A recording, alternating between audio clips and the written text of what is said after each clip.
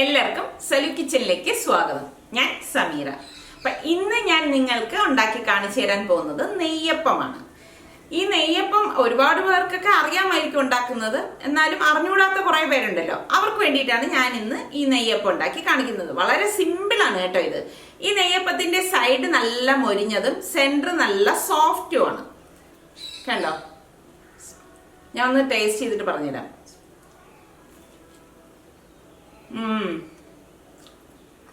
നല്ല അടിപൊളി ടേസ്റ്റ് ആണ്. അപ്പൊ നമുക്ക് ഈ നെയ്യപ്പം എങ്ങനെയാണ് തയ്യാറാക്കുന്നതെന്ന് നോക്കാം. ഇതിന് വേണ്ടിയിട്ട് ഞാനിവിടെ 250 ഗ്രാമിൻ്റെ ശർക്കരയാണ് എടുത്തിരിക്കുന്നത്. അപ്പോൾ ഈ ശർക്കര പെട്ടെന്ന് ഉരുകി കിട്ടാൻ വേണ്ടിയിട്ട് ഒന്ന് ഉടച്ചെടുത്തിട്ട് വരാം. ശർക്കരയെല്ലാം ഞാനിവിടെ പൊട്ടിച്ചെടുത്ത് വെച്ചിട്ടുണ്ട്. ഇത് ഞാനൊരു പാത്രത്തിലേക്ക് ഇട്ട് കൊടുക്കണം. ഇനി ഞാൻ ഇതിലേക്ക് 1/2 ലിറ്റർ വെള്ളമാണ് എടുത്തിരിക്കുന്നത്. ഈ 1/2 ലിറ്റർ വെള്ളം ഇതിലേക്ക് ഒഴിച്ചിട്ട് ഗ്യാസ് ഓൺ ചെയ്ത് ഇത് ഒന്ന് ഉരുക്കി കുറുക്കിയെടുക്കണം. വെള്ളം കൂടിപ്പോയിരിക്കാൻ പ്രത്യേകം ശ്രദ്ധിക്കണം കേട്ടോ. ശർക്കര ഇവിടെ അലിഞ്ഞിട്ട് നല്ലതുപോലെ ഒന്ന് കുറുകി വന്നിട്ടുണ്ട്.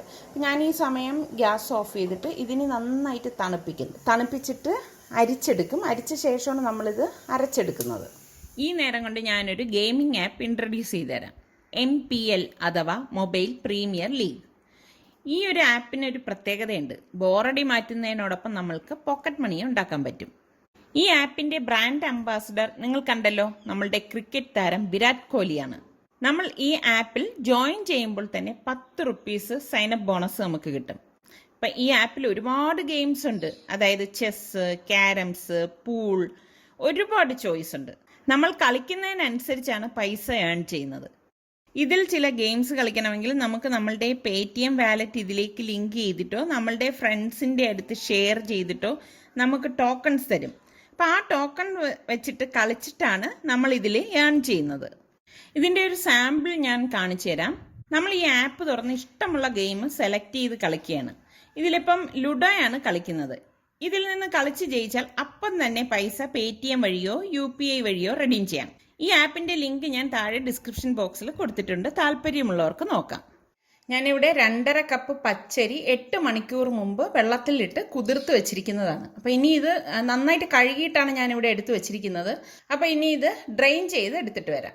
ഞാനിവിടെ അരി ഡ്രെയിൻ ചെയ്ത് എടുത്ത് വെച്ചിട്ടുണ്ട്. നിങ്ങൾ പ്രത്യേകം ശ്രദ്ധിക്കണം, 6 മുതൽ 8 മണിക്കൂർ വരെ എന്തായാലും അരി കുതിർത്തിട്ട് വേണം നമ്മൾ ഇതുപോലെ ഡ്രെയിൻ ചെയ്ത് എടുക്കാനുള്ളത്. ഞാനിത് 2 ബാച്ചായിട്ടാണ് അരച്ചെടുക്കുന്നത്. ഞാൻ ഇതിലേക്ക് ആവശ്യത്തിനുള്ള അരി ഇട്ട് കൊടുക്കാം. നമ്മൾ ഈ എടുത്തു വെച്ചിരിക്കുന്ന ശർക്കര പാനി നന്നായിട്ട് തണുത്തിട്ടുണ്ട്. ഇതൊരു ചായയുടെ അരിപ്പിലൂടെ അരിച്ചൊഴിക്കാം. ഇത് അരയ്ക്കാൻ പാകത്തിന് മാത്രമേ നമ്മൾ ഇതിലേക്ക് ഒഴിക്കാവൂ കേട്ടോ. ലൂസായി പോരുത്, അത് പ്രത്യേകം ശ്രദ്ധിച്ചേക്കണം. ഞാനിവിടെ അരിയുടെ നഖയ്ക്കാണ് ശർക്കര പാനി ഒഴിച്ചിരിക്കുന്നത്. ഇനി നമുക്കിതൊന്ന് അടിച്ചെടുക്കാം.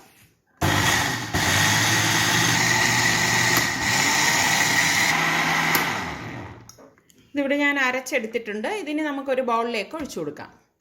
ബാക്കിയിരിക്കുന്ന അരിയും നമുക്കിതുപോലെ തന്നെ അരച്ചെടുക്കാം.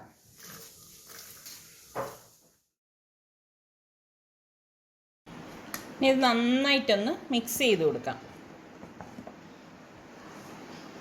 ഇതാണ് ഈ മാവിൻ്റെ ഒരു കൺസിസ്റ്റൻസി. ഈ മാവ് ഞാൻ നന്നായിട്ട് മിക്സ് ചെയ്തെടുത്ത് വെച്ചിട്ടുണ്ട്. ഇനി ഇത് പാത്രം മൂടിയിട്ട് ഒരു 4 മണിക്കൂറെങ്കിലും ഇത് മാറ്റി വെക്കണം. 4 മണിക്കൂറിന് ശേഷമാണ് നമ്മൾ നെയ്യപ്പം ചുട്ടെടുക്കുന്നത്.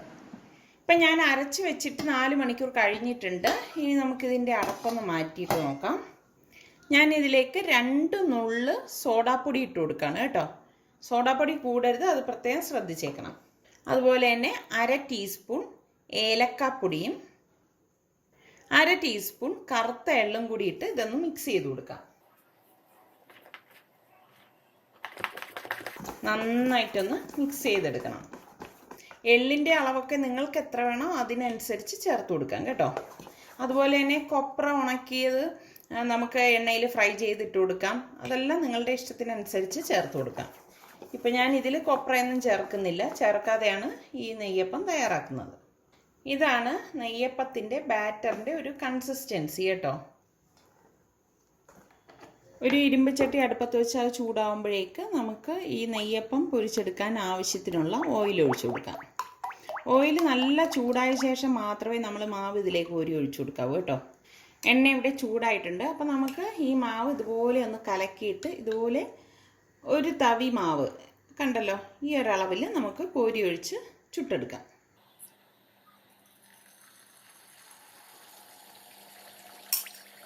ഇട്ട ഉടൻ തന്നെ നമ്മൾ മറിച്ചിട്ട് കൊടുക്കരുത്. അതൊന്ന് പൊന്തി വന്ന ശേഷം മാത്രമേ മറിച്ചിട്ട് കൊടുക്കാവൂ. അതുപോലെ നമ്മൾ മാവ് കോരി ഒഴിച്ച ശേഷം ഇതൊന്ന് മീഡിയം ഫ്ലെയിമിൽ ഇട്ടിട്ട് വേണം ചുട്ടെടുക്കാനുള്ളത്.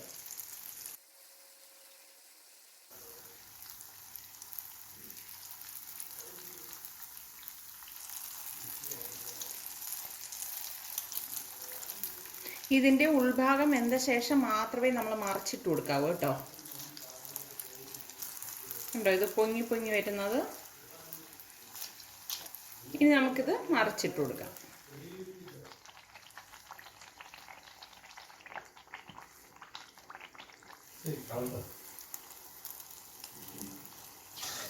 ഇതുപോലെ ഒരു ഗോൾഡൻ കളറാകുമ്പോൾ നമുക്കിത് എണ്ണയിൽ നിന്ന് മാറ്റാം. ബാക്കിയിരിക്കുന്ന മാവെല്ലാം നമുക്കിതുപോലെ തന്നെ കോരി ഒഴിച്ച് നെയ്യപ്പം ചുട്ടെടുക്കാം. അപ്പോൾ ഈ നെയ്യപ്പം എങ്ങനെയാണ് തയ്യാറാക്കുന്നതെന്ന് നിങ്ങൾക്ക് എല്ലാവർക്കും മനസ്സിലായല്ലോ. ഇനി അടുത്ത നല്ലൊരു റെസിപ്പിയുമായി നമുക്ക് വീണ്ടും കാണാം.